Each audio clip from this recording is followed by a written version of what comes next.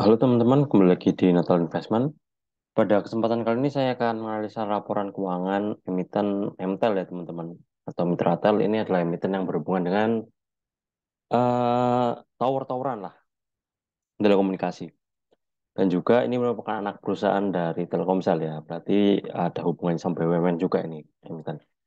Dan emiten ini baru IPO di 2021 teman-teman. Jadi untuk laporan keuangan kuartal pertama itu mentok di 2020 kemarin. Oke, tanpa berlama-lama lagi, mari kita bahas laporan keuangannya. Pasnya turun cukup signifikan dari 18,6 triliun ke 4,8 triliun. Aset selanjutnya turun dari 21,2 triliun ke 7,2 triliun. Total asetnya turun ya, tapi tidak terlalu signifikan dari 57,48 triliun ke 57,428 triliun. Liabilitas lancarnya naik dari 7,8 triliun ke 9,3 triliun. Total liabilitasnya turun tipis dari 23,37 triliun ke 23,11 triliun. Dan total ekuitasnya naik tipis dari 34,1 triliun ke 34,3 triliun. Dan di sini saya juga memforecast berapa ekuitas yang akan dihasilkan oleh MTEL di akhir tahun nanti.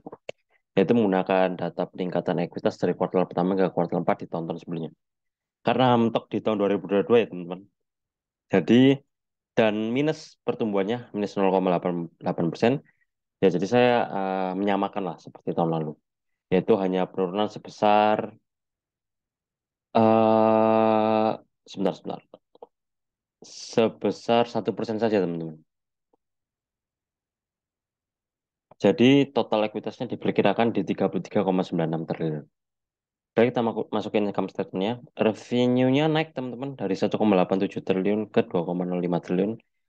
Naiknya 9,9%. Gross profit-nya naik dari 917 miliar ke 1,07 triliun, naiknya 17%.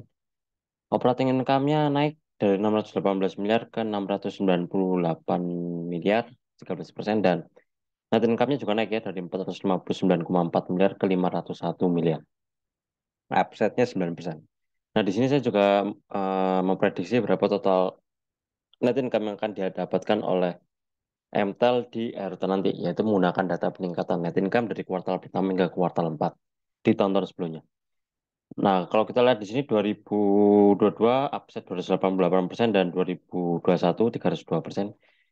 Ya, cukup bisa konsisten di 280 sampai 300%-an, teman-teman. Saya menggunakan angka yang cukup rendah dari 2 tahun lalu, hanya 250% saja. Sehingga perkiraan net income-nya di 1,75 triliun. Dan jika laba kuartalnya disetahunkan, yaitu asumsi setiap kuartal labanya sama, yaitu menjadi 2,0 triliun. Kita masuk ke cash flow-nya.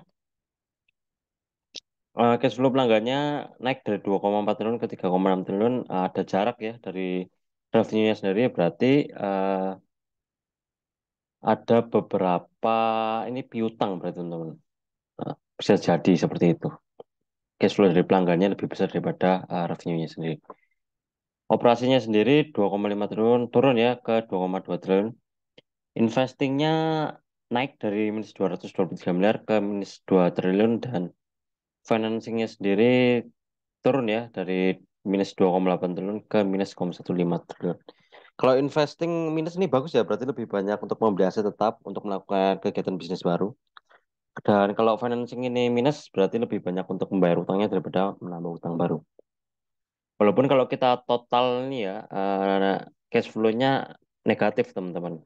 Karena lebih banyak ekspansinya mungkin ya, dan membayar utangnya daripada operasinya. Kita masuk ke rasio-rasionya. Book value-nya meningkat dari 408 ke 411, PBV-nya 1,83 turun ke 1,71.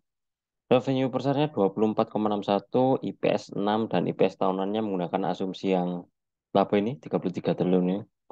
Maaf, 1,7 triliun ini 20.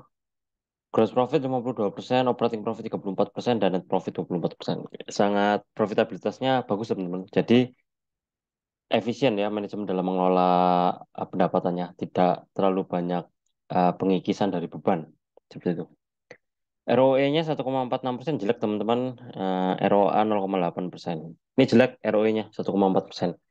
ROE yang bagus itu bila dalam setahun bisa ya kisaran 15% ke atas. Ini dalam satu kuartal aja 1,4%. Coba misalkan dikali 4 atau disetahun kan yaitu hanya 6%-an lah, 6-7%-an.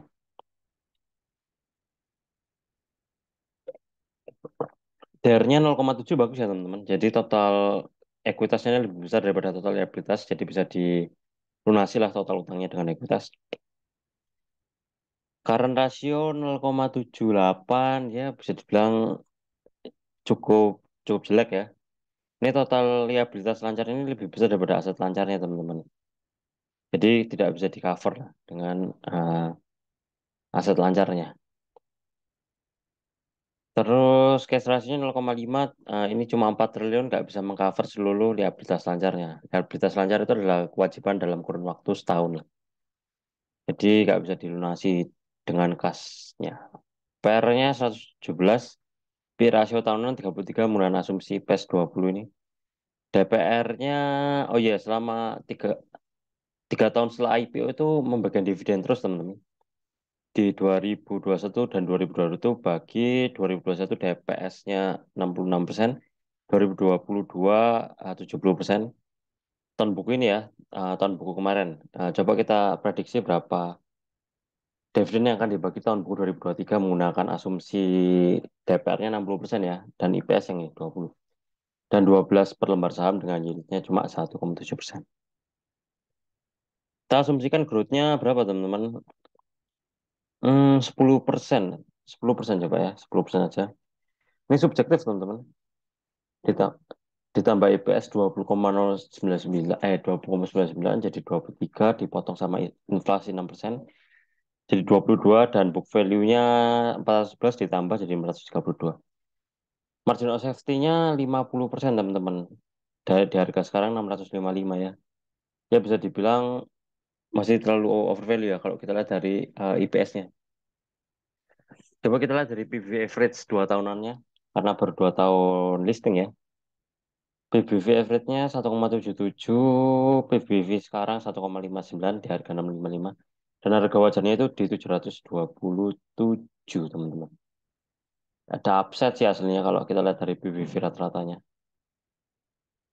Oke, menurut saya sendiri eh, perusahaan yang baru IPO itu kurang menarik ya karena belum bisa menunjukkan konsistensinya dalam memperoleh laba ya. Karena kan MTEL ini baru 2 tahunan ya.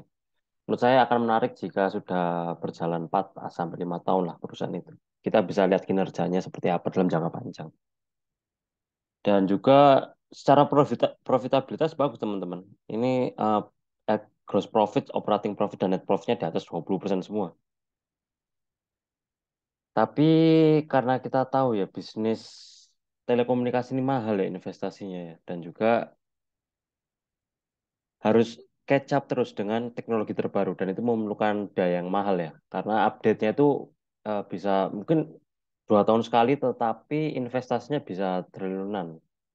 Nah, mungkin saya kurang suka ya dengan model bisnis eh, tower-toweran ini ya karena untuk profitabilitas menghasilkan profitabilitas itu mungkin kecil ya profitabilitas bersih seperti. Oke, kita lihat coba ya websitenya.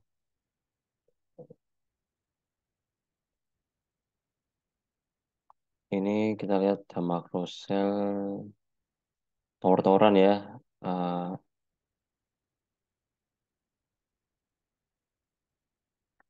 project ya berhubungan sama toren-toren lah. Ya seperti itu. Karena kan ini juga anak perusahaannya Telkomsel ya. Oke, menurut saya seperti itu aja ya untuk analisa MTEL. Dan jika teman-teman ada pendapat, kritik, dan saran, silakan tulis di comment section. Dan jika teman-teman ada emiten yang menurut teman-teman menarik, tulis saja di comment section. Kalau sempat saya akan bahas. Dan jangan lupa untuk like, comment, subscribe. Terima kasih.